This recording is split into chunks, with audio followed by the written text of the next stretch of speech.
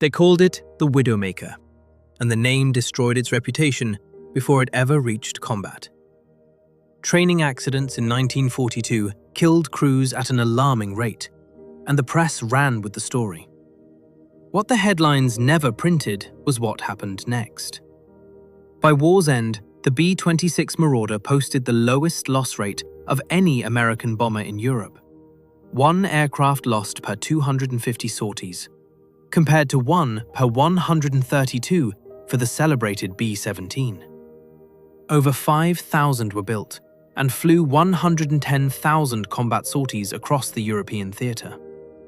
The aircraft that earned the worst nickname in aviation history turned out to be the safest place to fly a bombing mission. More B-24 Liberators were built than any other American aircraft in history, 18,500 in total, produced at a rate that left every other nation's industrial capacity looking modest. The Liberator flew in every theatre, served with more allied nations than the B-17, dropped more bombs, and in the Pacific posted lower loss rates per sortie than its more famous counterpart. Liberators flew the Ploesti oilfield raid, the most decorated single mission of the entire war. They closed the mid-Atlantic air gap and killed U-boats by the dozens. Mention World War II bombers today, and everyone pictures the flying fortress. The B-24 did the work. It never got the movie.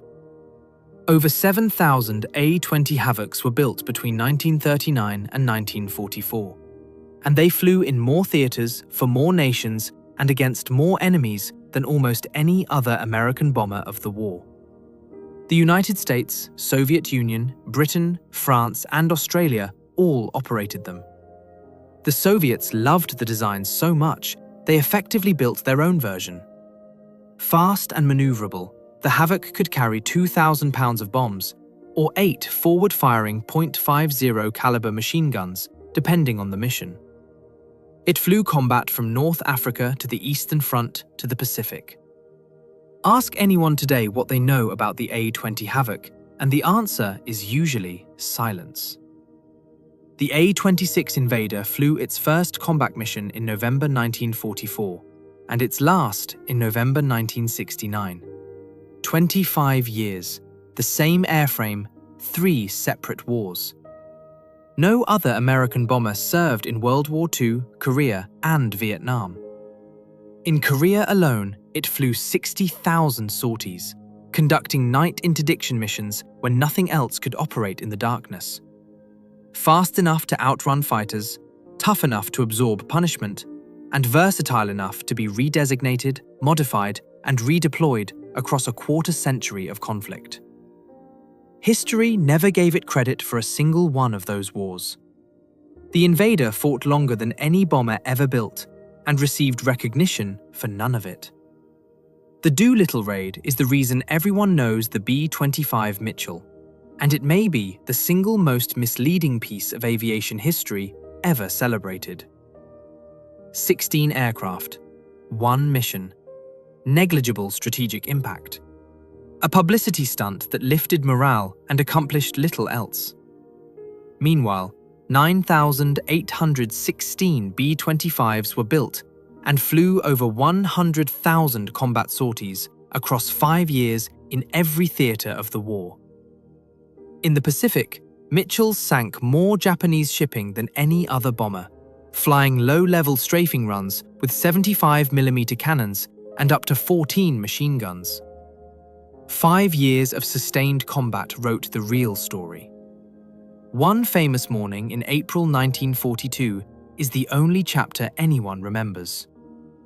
Only 118 B-32 Dominators were ever completed, rushed to the Pacific as an insurance policy in case the B-29 program failed.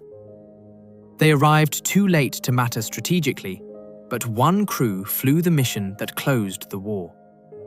On August 18, 1945, 3 days after Japan announced surrender, a B-32 on a reconnaissance flight over Tokyo was attacked by Japanese fighters, who either hadn't received word or chose to ignore it. Sergeant Anthony Marchione, a photographer aboard the aircraft, was killed. He was the last American combat casualty of World War II. The B-32 Dominator flew the final mission of the conflict. Almost no one knows the aircraft existed. At Midway in June 1942, SBD Dauntless dive bombers sank 4 Japanese fleet carriers in a single morning and turned the Pacific War in 6 minutes of decisive action. Over the course of the entire conflict, Dauntless crews sank more Japanese tonnage than any other weapon in the American arsenal. More than submarines, more than surface warships, more than any other aircraft. Slow by 1943 standards and already considered obsolete, the SBD kept flying because nothing else could match its accuracy in a dive. Over 5,900 were built. The fighter pilots who escorted them got the glory. The Dauntless won the war they were fighting over. George H.W. Bush was shot down flying a TBF Avenger over the Pacific in September 1944, survived, and eventually became president.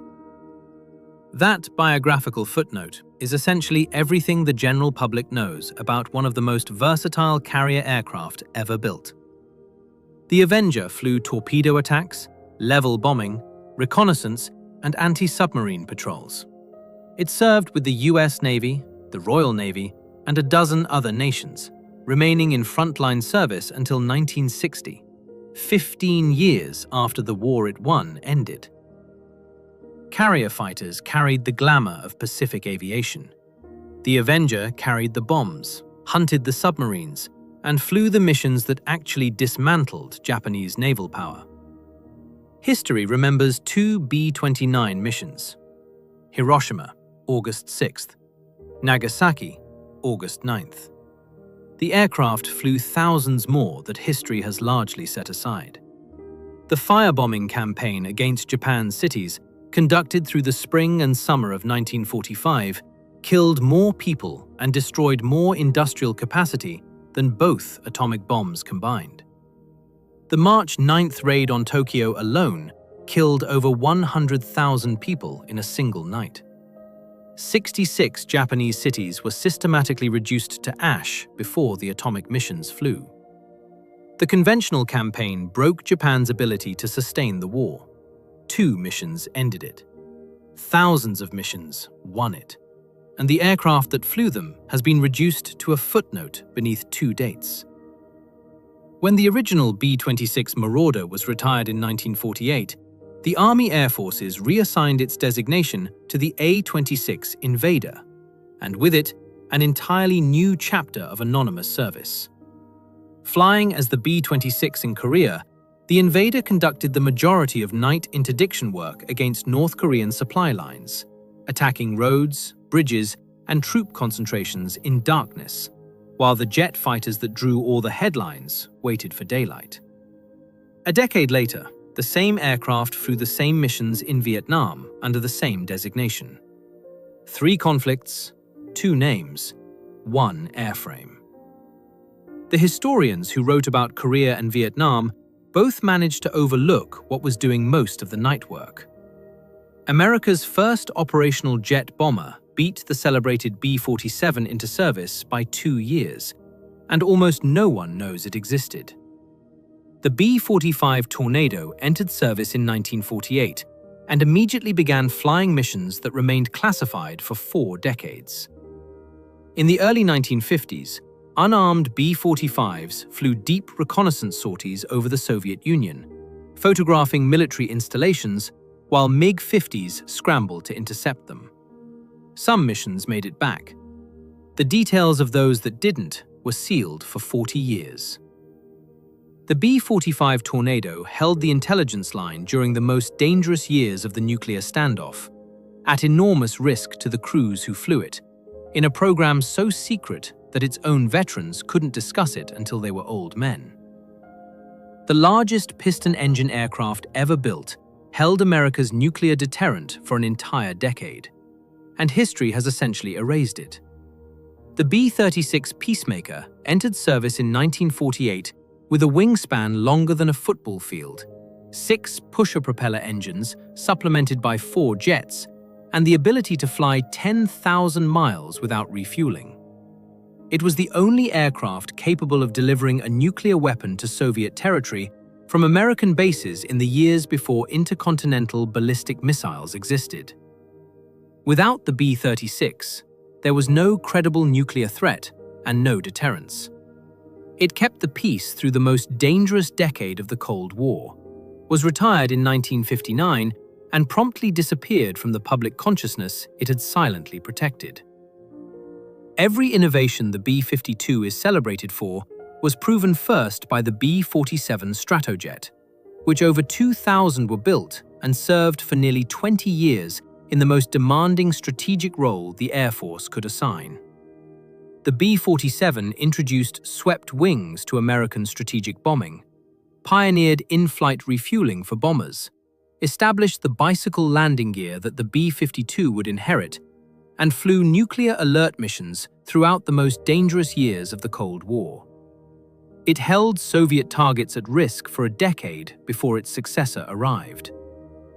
When historians describe the B-47, they almost always reach for the same phrase: predecessor to the B-52. The aircraft that invented modern strategic bombing deserves a better obituary than that. The only foreign-designed aircraft adopted by the US Air Force since World War I, the B-57 Canberra arrived in Vietnam and proceeded to fly the missions that American-designed aircraft couldn't handle.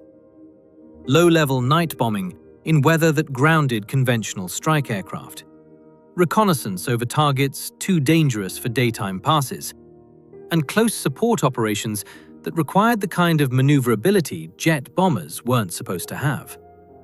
Crews who flew it consistently called it the most versatile aircraft they'd ever operated.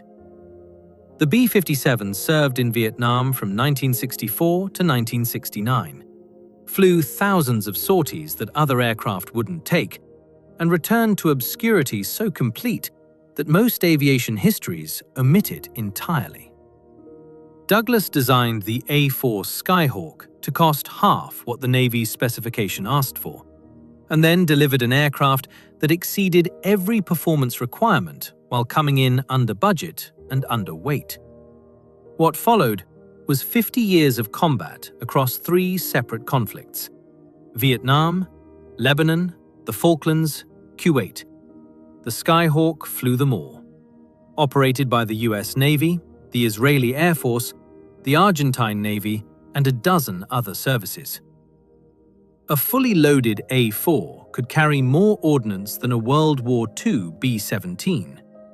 When it was introduced, it was faster than most contemporary fighters.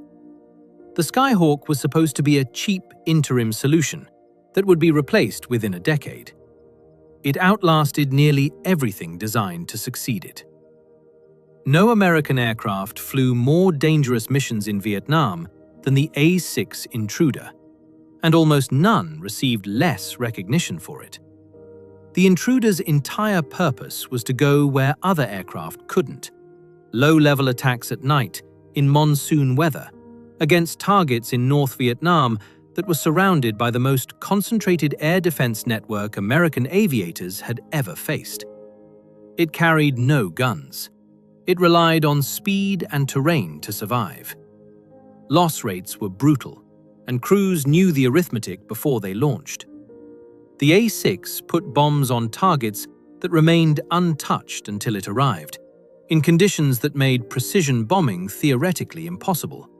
And it did so from carrier decks in the Tonkin Gulf, while the aircraft that got the headlines flew in daylight. Subsonic, unglamorous, and perpetually overshadowed by the fighters it flew alongside, the A-7 Corsair II served for 24 years and flew combat in Vietnam, Lebanon, Grenada, Libya, and Iraq without accumulating a fraction of the reputation its record warranted. Over 1,500 were built. The A-7 was one of the first tactical aircraft to carry a heads-up display and an integrated navigation and weapons delivery system that gave it precision capability far ahead of its contemporaries. During Desert Storm in 1991, A-7s delivered laser-guided munitions with accuracy that surprised everyone who had written the aircraft off as obsolete. The last ones were retired that same year, before the after-action reports finished being written. The F-105 Thunderchief carried approximately 75% of all strike ordnance delivered in the early Vietnam War, more than every other aircraft in the theater combined. And its reward was a reputation built almost entirely on loss rates that had nothing to do with the aircraft's capabilities. The Thud, as crews called it, flew into the most heavily defended airspace in history, Hanoi, Haiphong, the Red River Valley, against radar-guided missiles and MiG interceptors operating under rules of engagement that prohibited American pilots from engaging targets before being fired upon. The missions were designed to be survived by luck as much as skill. Pilots who flew the F-105 called it irreplaceable. The historians who came later blamed the aircraft for the policy. Without the B-26 destroyer, the air campaign over North Vietnam would have cost twice as many aircraft and accomplished half as much. Every major strike package launched against the North included B-26 support, jamming radar networks, spoofing surface-to-air missile guidance systems, and degrading the air defense infrastructure that made North Vietnamese airspace lethal. The aircraft itself was unarmed and vulnerable, a priority target for every MiG that could reach it, flown by crews who understood exactly what they were to the enemy. The B-26 made precision strikes possible in the most hostile environment American aviators had faced since World War II. The strikes are in the history books. The aircraft that made them survivable has been forgotten entirely. When the Air Force needed to understand what close air support actually required in a counterinsurgency environment, the OV-10 Bronco wrote the doctrine from scratch. Forward air control, reconnaissance, light attack, target marking. The Bronco could loiter over a battlefield for hours, talk directly to ground troops, and deliver rockets and guns with precision that fast jets couldn't match. It served in Vietnam, flew in the Gulf War, and in 2015 was pulled from storage and tested against ISIS targets in Iraq and Syria.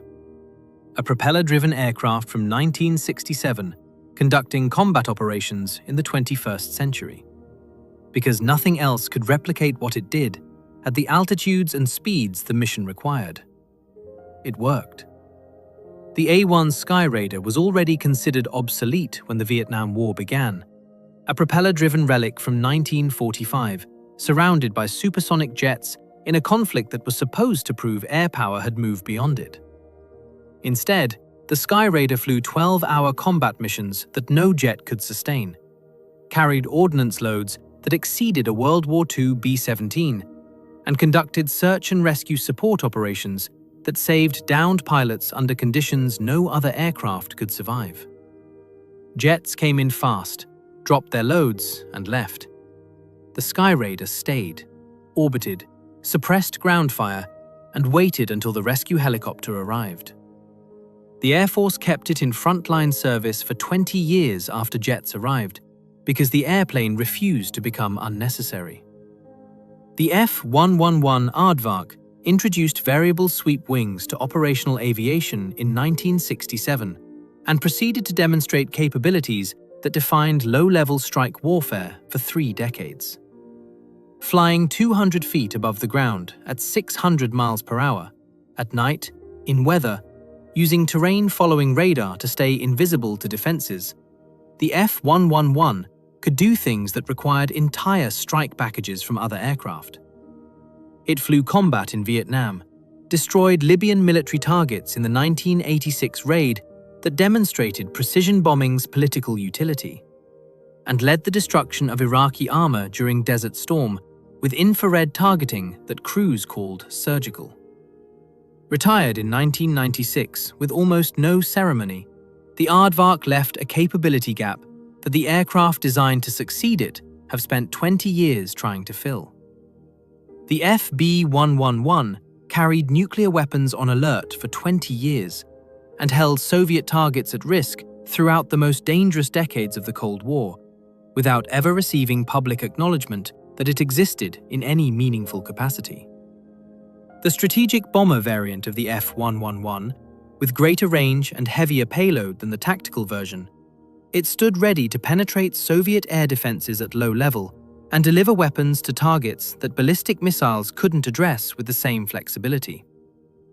Replaced by the B-1B in 1991, as the Soviet Union dissolved, the FB-111 was retired without ceremony, its crews dispersed, its contribution to the deterrence that prevented nuclear war filed under classifications that hadn't been fully released decades later. Jimmy Carter cancelled the B-1A in 1977, concluding it was too expensive and that cruise missiles would make manned penetrating bombers obsolete. Ronald Reagan revived the program in 1981 as the B-1B Lancer, and every war America fought for the next 40 years vindicated the decision. Designed to penetrate Soviet airspace at low level with nuclear weapons, the B-1B never flew that mission. Instead, it became the most heavily used conventional strike aircraft in the inventory, dropping precision-guided munitions on Taliban positions in Afghanistan, supporting ground forces in Iraq, and delivering more ordnance per sortie than any other bomber in the fleet. The aircraft built for a war that never happened turned out to be exactly what was needed for every war that did. The B-58 Hustler arrived in 1960 as the world's first operational supersonic bomber, and immediately set 36 world speed and altitude records that stood for years. Mach 2 at 60,000 feet, capable of reaching targets the Soviet Union considered unreachable, beautiful in a way that military aircraft rarely achieved. It was also extraordinarily expensive to operate and unforgiving of crew error. And in 1969, the Air Force retired it after just 9 years of service, before most of the American public had learned it existed. The speed record stood long after the aircraft was scrapped. The technology it proved in supersonic aerodynamics and materials science outlasted every airframe. The B-58 Hustler was gone before its time and ahead of it simultaneously. History calls the F-15 Eagle a fighter, and technically that designation is correct. Crews who have flown the F-15E Strike Eagle in combat understand the distinction as largely academic. The two-seat strike variant carries more precision-guided ordnance than dedicated bombers, can fight its way to the target through enemy air defenses, destroy it with accuracy that rivals purpose-built attack aircraft, and return home without requiring escort. Over 30,000 combat flight hours without a single loss to enemy action across Iraq, Afghanistan, Libya, Syria, and Yemen. No aircraft in the American inventory delivers more capability per sortie.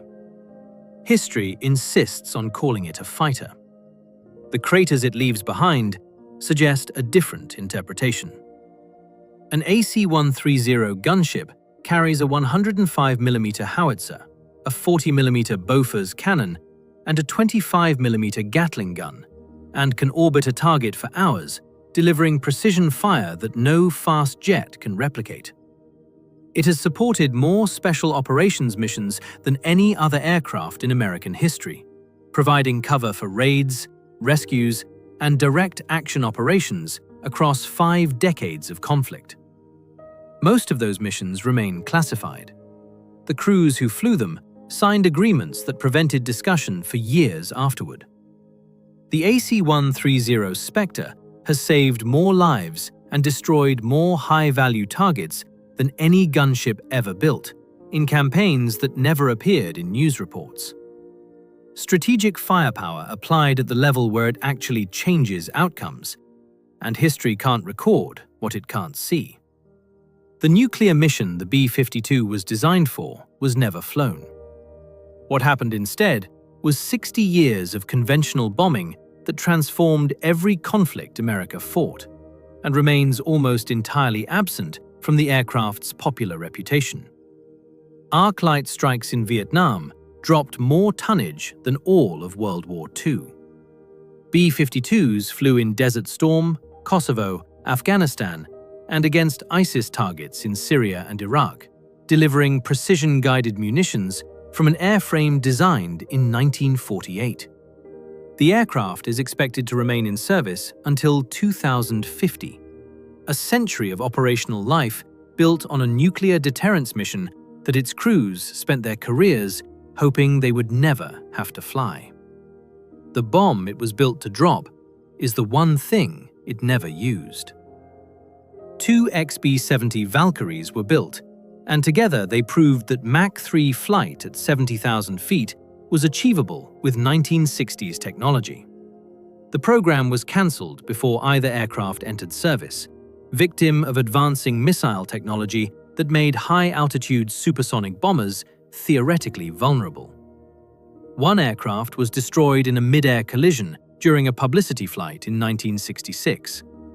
The other sits in a museum in Dayton, Ohio.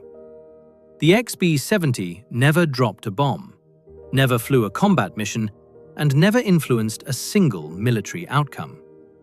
What it did was generate materials research in titanium fabrication and high-temperature alloys, aerodynamic data in sustained supersonic flight, and engine technology that filtered into every high-performance aircraft designed in the following decades.